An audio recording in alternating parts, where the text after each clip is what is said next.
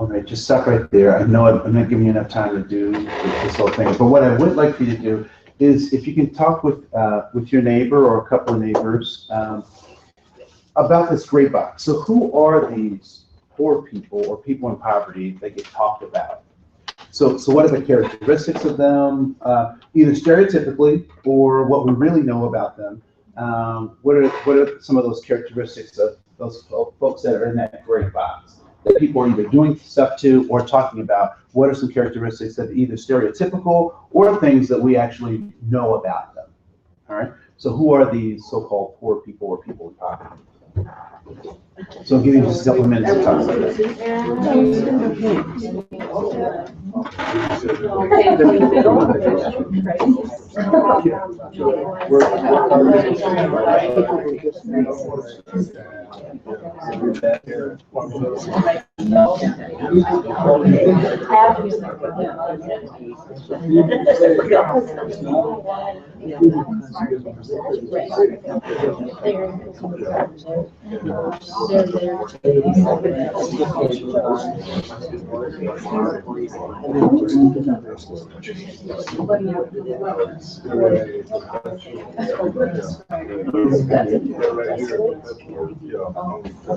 Pretty much.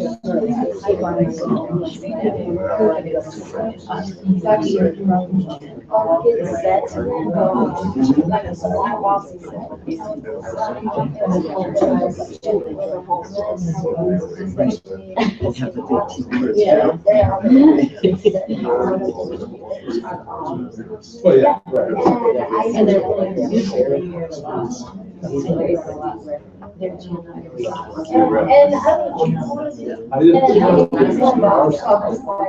what is that? You know, I don't want to, you know, how I'm sure it's because I just didn't know what I and then in my head I was thinking, how is that if it's like, that, you know, and that's like you said, that's why I feel the public.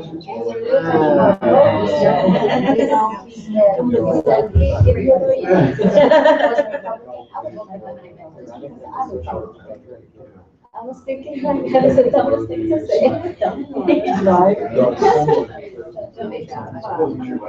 So I mean, that's why I asked, especially white people. Yeah, because you have education, so raise your friends, because I mean, I feel that he just never went to the struggle, you know, our backwards, you know what? I just feel like everything was given to them, my education was given to them, so from him to God, I'm working on myself. You know, maybe this happens.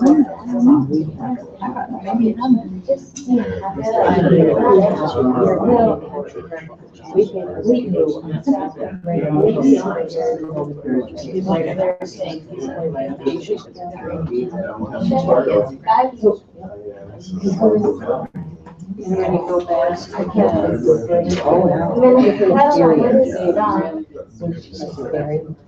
I hear that. Sometimes the money is something, you know, make sure get up there.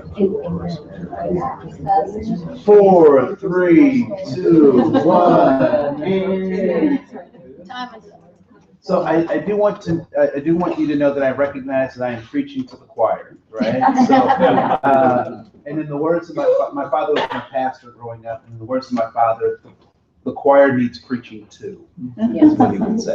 So, or at least practice, right?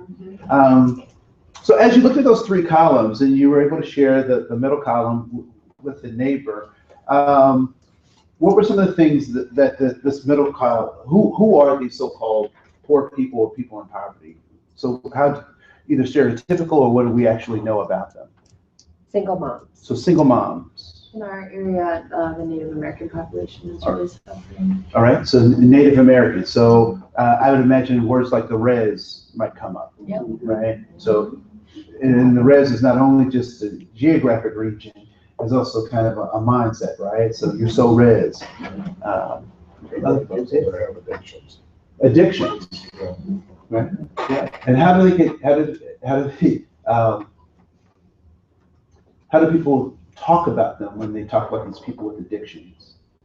They're just a bunch of addicts. Yeah. Just a bunch of addicts, About their right? They feel weakness, that, you not know, their strength. People tend to feel that they did that to themselves. That they did that to themselves, right? Yeah, It's their choice. it's their choice. Homeless teenagers, kids Homeless, that are getting kicked out of their houses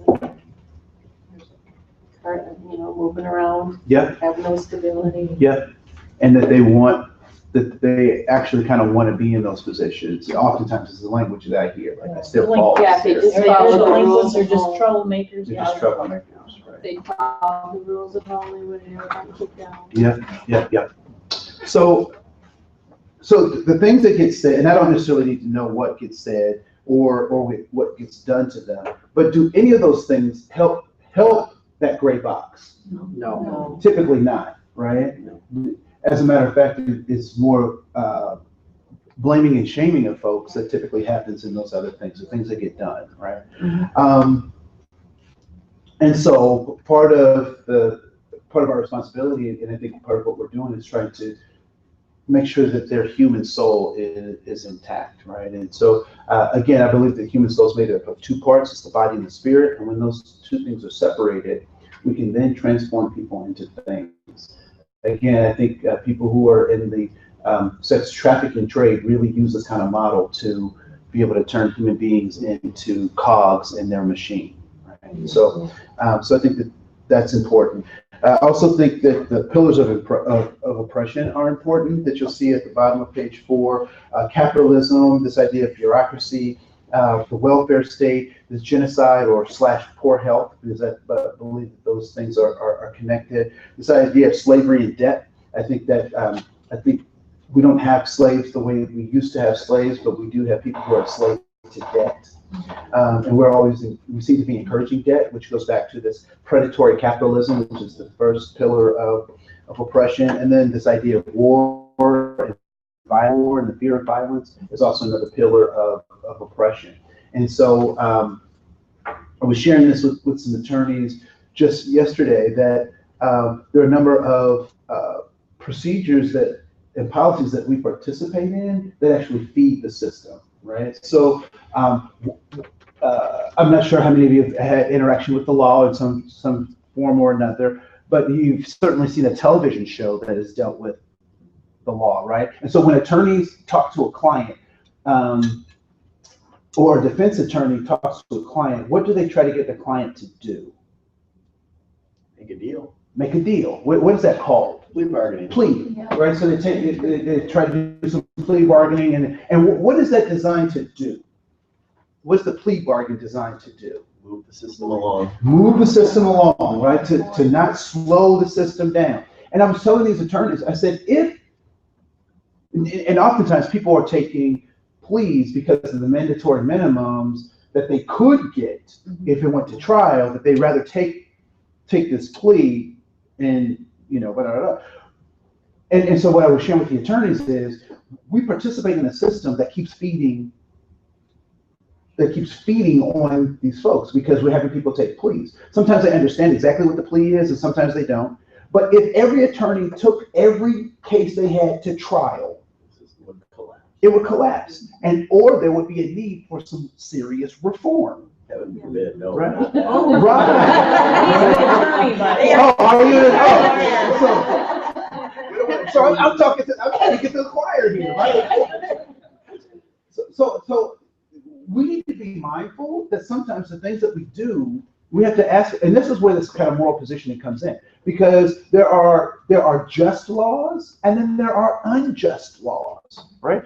Part of the whole thing about Dr. King, and I think it's so fascinating that people really have latched on to, the Lamb of Peace, Dr. King. But that's contextually, in the time that he was in, that is not how he was seen. He was a troublemaker, he was a disruptor. If we use the terms today that we could have used for him, he was a homeland security risk. He was a terrorist, is what we would have labeled him today, right? And so I think that because he railed against unjust laws, and so people say, well, you're breaking the law by doing this thing. He was like, yeah, but it's an unjust law, right? So sometimes we have to question even some of our policies and practices and ask ourselves, are these things just? And is it to our benefit to just let it slide and let it go?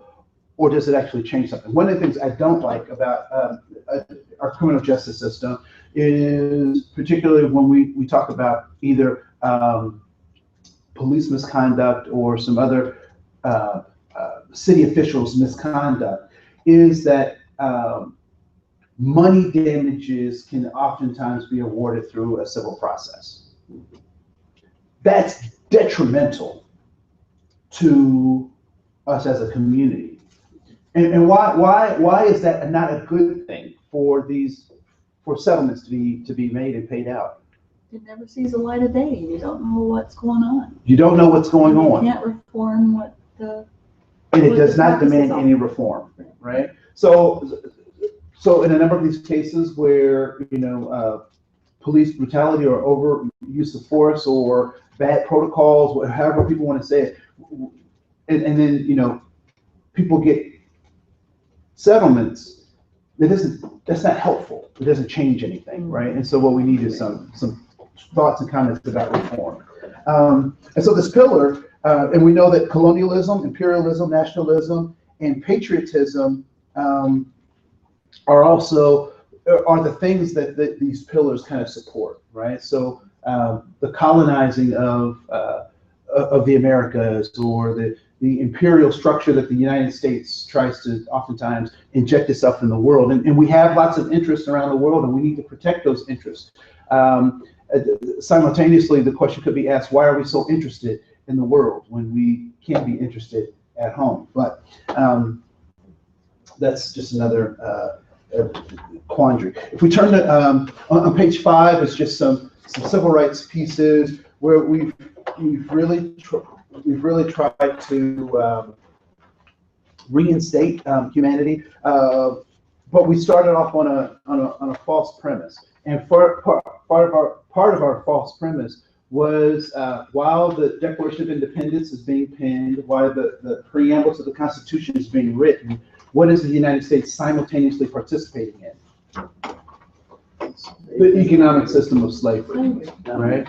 And so it's hard to say that all men are created equal when in fact you are enslaving part of those folks. And unless you don't consider them to be human, and then that was primarily the case. They were a little less than human, so we could do those things.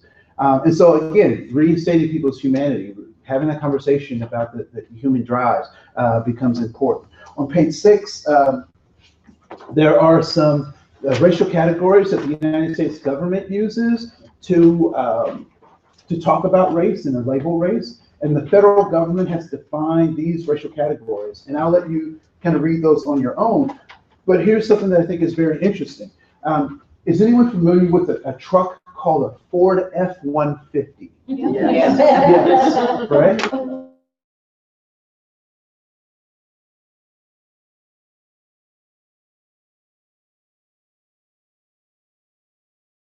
F-150. If that said Ford F-150 is in Ontario, Canada, is it still a Ford F-150? Yes, it should be, right? If it's in Chile, is it a Ford? Yes. If it's in Brazil, right? South Africa, Egypt, Madagascar, Australia, New Zealand, Korea, Tokyo,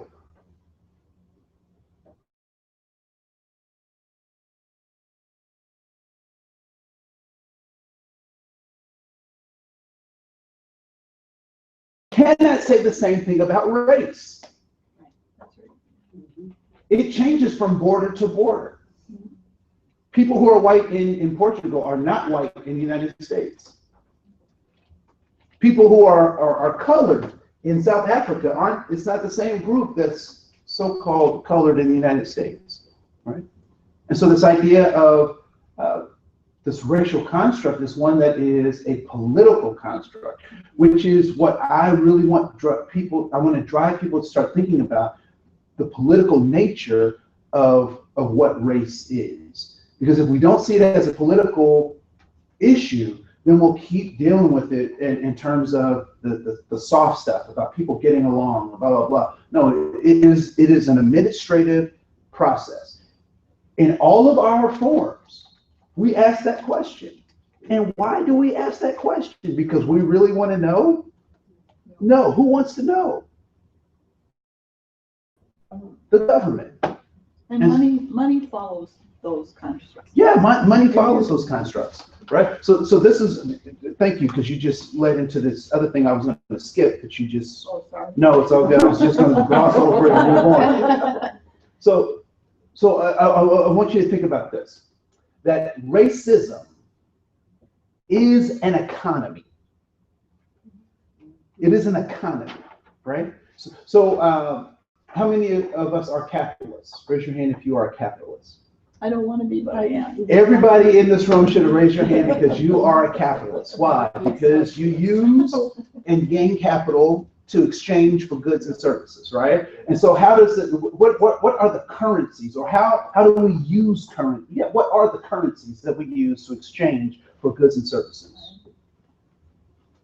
Just one of those money. So it's money. And in what forms is that money used? There are many forms of money, right? How? So what are some of the forms? Well, the regular paper money, and then So exchanging services for other services. So that's a barter system, but that's not a capitalist. No. That's not a capitalist. That's not part of a capitalist system, right? So exchanging dollars, so paper money, right? We also do credit and debit cards, right? So those are different forms of blah, blah, blah. Now, when we talk about this paper money, are there different denominations, which I think that's an interesting word, right? Are there different denominations? Yes. And do all those denominations look exactly the same? No. Race is an economy. And so racism is the economy. Let me back up. Racism is the economy, but what is the currency? Race. Different denominations, right? And so when we start thinking about it in those terms, then it takes a little bit of this morality sting out of it that I have to like somebody, or no. We have a systemic way, and I'm not callous, but I want you to think about any report that you've received on demographics, and race is either directly tied or it's loosely tied to some of those demographics that you see, right? And so then what's the next, so ultimately this economy called racism that's based on race. Now there are other ones as well, right? So sexism. So sexism is also an economy based on sex.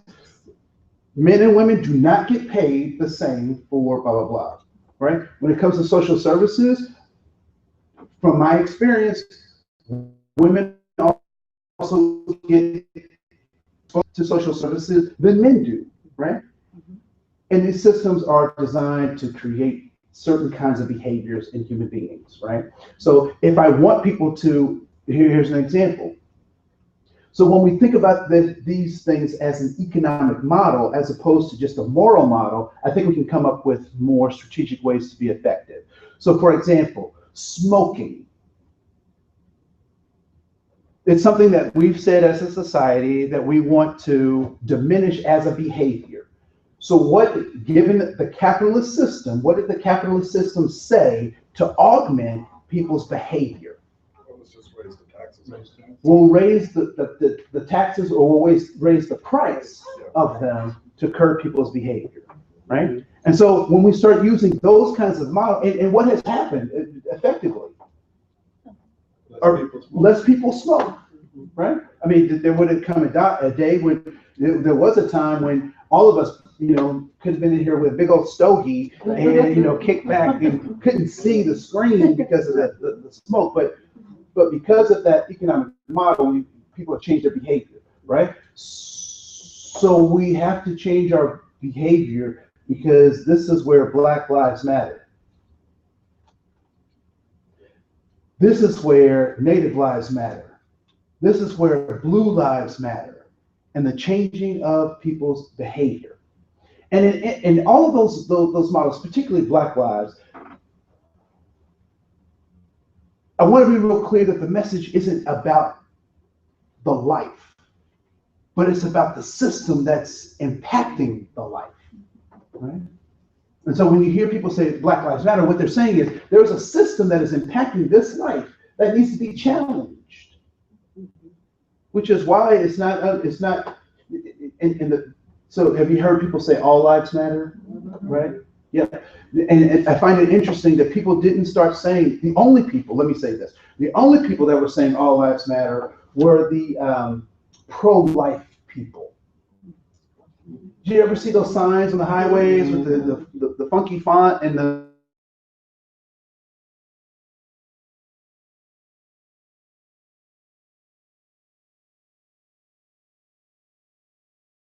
hey, all lives matter? No, the logic holds true, right? And it's funny because we're being forced to make these false choices to say blue lives matter or Black lives matter or all lives matter, when we know that we can have all three of those happen and be true simultaneously. And so it takes us to be critical thinkers to be able to say to the man in the elevator, so what makes you think that? Right? Had you said that, and then I'm not. No, I No, would have done that differently. No, but I'm just saying, if you had said, well, why do you think that? He would have said, well, because da da da da. Do you think everybody thinks that? Well, is that true for everybody? What starts to happen to his frame of reference in his mind when you start, right?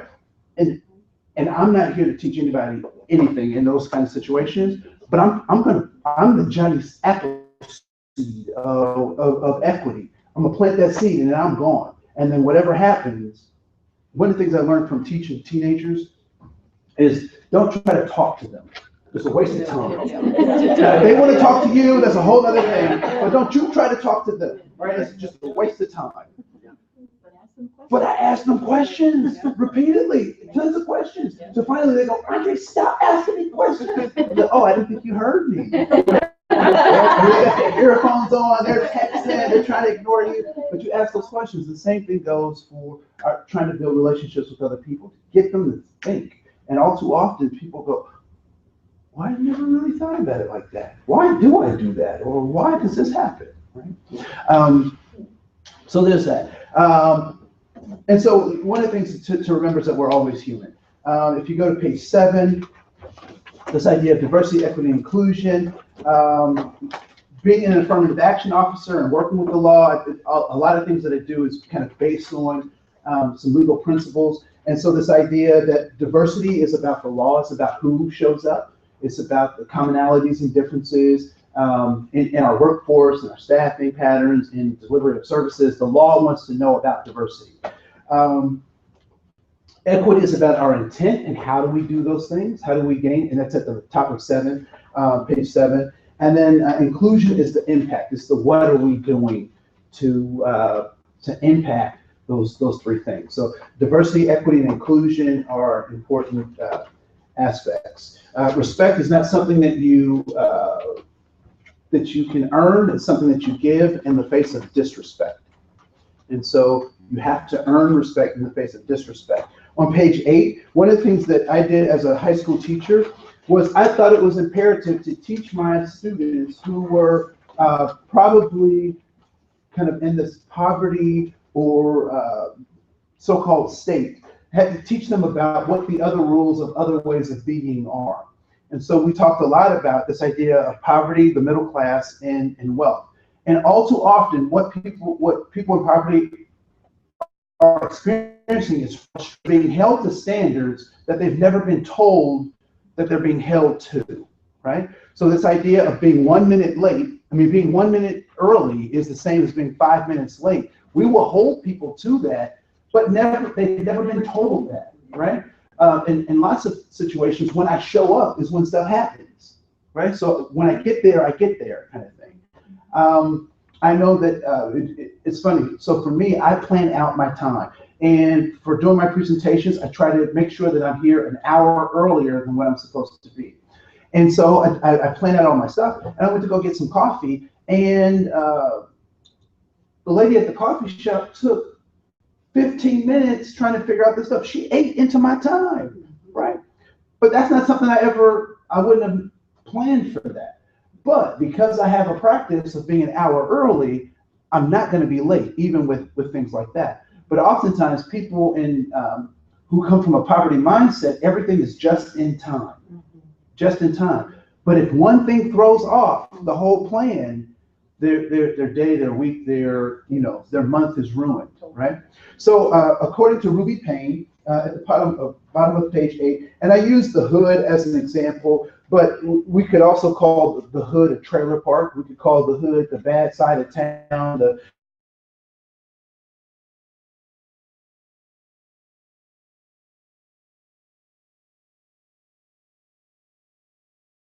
Ruby Payne says that people in poverty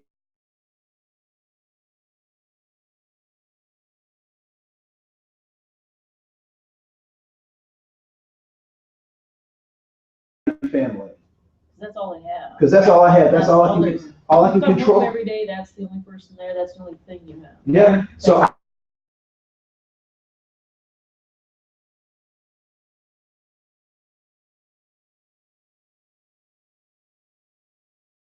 that's family.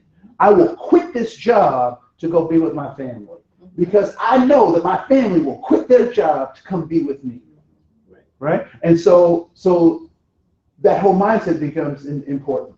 In terms of middle class, things are important, right? So boats and ski-doo.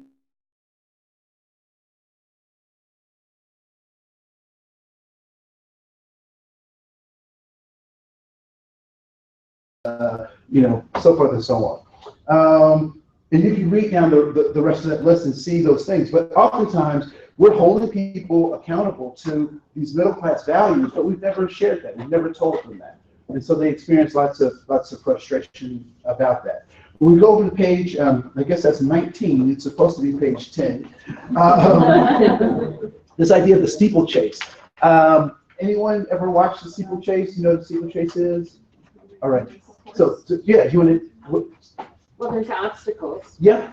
And the obstacles vary. Yeah. And so you run the course and counter obstacles. Yeah, and it's really fun to see it with horses, right? So there's these water, troughs and little bridges, and then high fences, and the people are with the horse, and the different horses can make it and some can't, and all this kind of stuff. And a lot of times, people in poverty are running this steeplechase. We have them running this race with lots of obstacles versus people who don't have the same kinds of obstacles, right?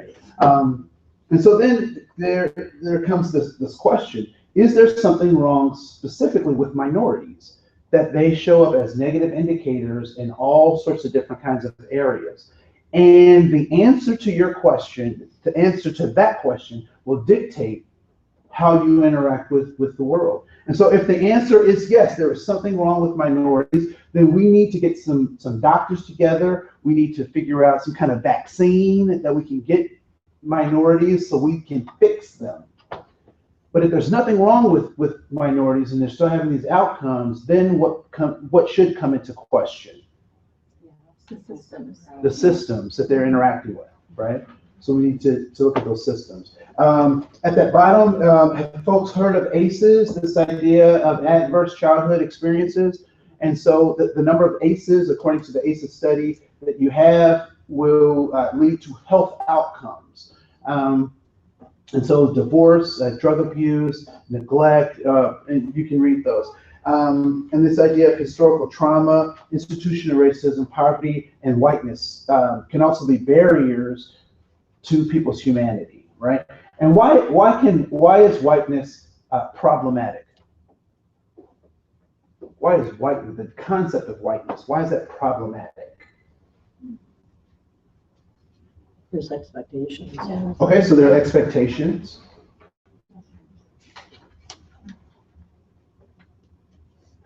What makes whiteness work? What is the thin spider web that connects whiteness? There's all this privilege that goes along with. So there may be privileges that come along with it. I would say that my kids in Frogtown, my white kids in Frogtown might not understand all the privileges that they have. So it could be privileges. But what makes it work? What makes it work? Yeah, what makes whiteness work? The majority of the population. It's the majority of the population. So here's the one spider web that whiteness hangs on, that all white people are created equal. The Bible said so. Because the Bible says so, right? From the white, blue-eyed Middle Eastern Jew Jesus who grew up in Palestine and was sent, Right. Yeah. and was sent to Egypt to hide because And he the wouldn't authors stand were out. all look just like him. Yeah. Why is it problematic? Because it is said that all white people are created equal. Talk about other white people and know that that's not true. Because what do white people call white people who don't measure up to the level and sophistication of whiteness that other white people think they should? They call them white trash. They call them Hoosiers. They call them trailer or whatever, right? So this idea that whiteness is, we also have to recognize that whiteness is another form of currency, right? There's another form of currency in this economy called racist, right? So we have to recognize that people come from places, that they're connected to stuff. Now, this is something I find very interesting. Has anyone ever wondered? Oh, okay. Can it take 2 minutes? Yes. Okay. Anybody ever wondered why the Irish drink? Anybody ever heard that? The Irish drink? Yes. They can drink a lot. Who said they were Irish? Who said they were? I'm Oh, you're Irish? Okay, cool. And you're okay. Cool. I am, yeah. All right, okay. So why do the Irish? Anybody ever wonder why do the Irish drink? They're very happy people. Because they're happy people. Okay. I love the taste of beer. They love the taste of beer. They were very impressed at one time. Talk about that. They were what? Very impressed at one time. Yeah, I was gonna Is say that- they're not happy. Still are people. very impressed. And still are very impressed. And not only are they drinkers, they're also fighters. Yes. The fighting Irish. Yeah. Who were they fighting? Each other. England. England.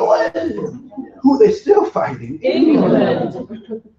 And the potato famine is still very real Very real. right today. Today it's still real, right? And so how And they do, lost their people, and there aren't any young people in Ireland today. They're all gone. They're working in Australia, and they went to the United States, and there aren't so any when young you people. are depressed, how do you deal with that? You self-medicate. So, yeah. So St. Patrick's Day for me it's not a fun and engaging thing. I feel depressed when I see St. Patrick's Day coming because I know that people are self-medicating. But we've turned it into a big party. Self-medicating. Now, the interesting thing about that is that the part of the frustration that's coming from the Irish stems from the fact that they were nomadic people. They just kind of walked around, and they were people of nature, so they used have lots of nature connections and believed in the connection between humans and nature, and they did all these things. And the English said, no, we can't have that. We need you to be in these reservations. We need you to stay right here and stay right in this area. And so the Irish started self-medicating. First Nation. First Nation people. Sounds just like Native Americans. But if we're not looking for humanity, we'll never make those connections. We'll never make those ties. But everything that the Irish were going through and are going through is exactly what's going on with Native people today. But if we're not looking for that humanity, we'll never see it. The sense of Han is very real. The fact that on page 11, the sense of Han is very real. The fact that we have different perspectives, you see a 6 and I see a 9, is very important. But if we don't talk about what we're seeing, I'll never know that you don't see what I see. if we're not connected together.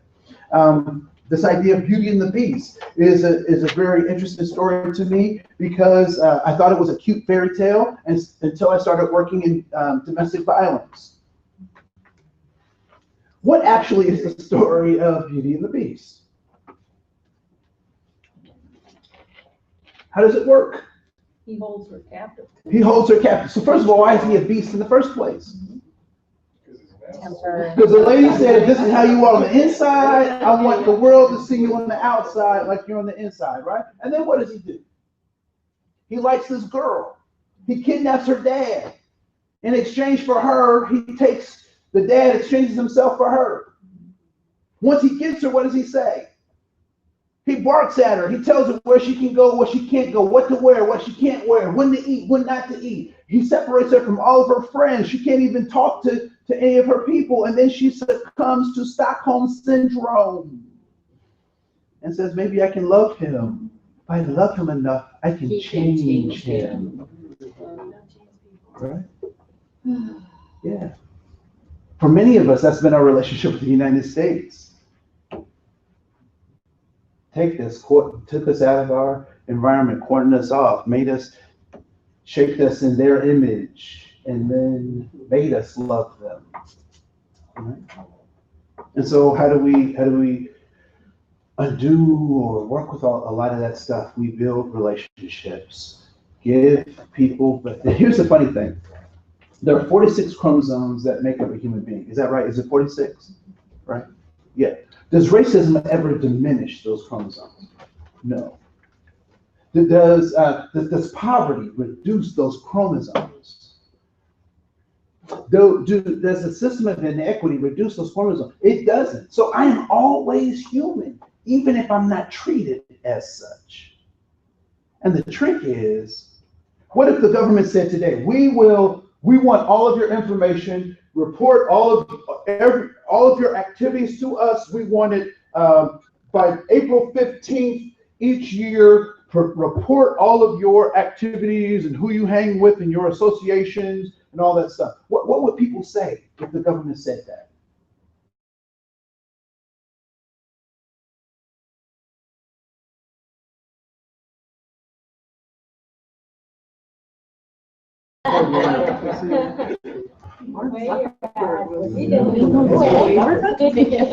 So I'm not suggesting that Mark Zuckerberg was influencing the government, but I will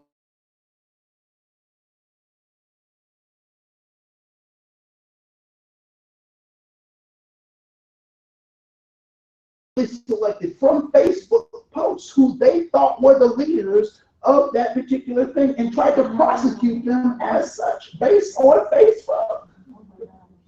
There's no leadership. There's no registry. How did they pick these 11 people from Facebook? And so what I'm suggesting is that it is through our relationships with human beings, reminding them that they're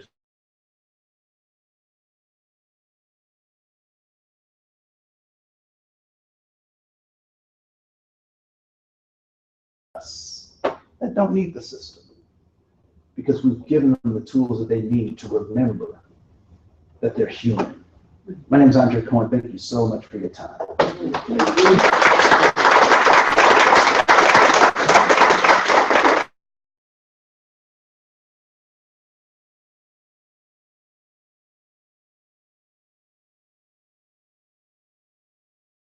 Podcast. So if you're ever interested in hearing some more political views and things that we can do, the idea is that this is a Couch to 5K program. So if you're on the couch, we can get you off. So armchairpodcast.com. And it's on iTunes as well. So thank you so much. Thank you.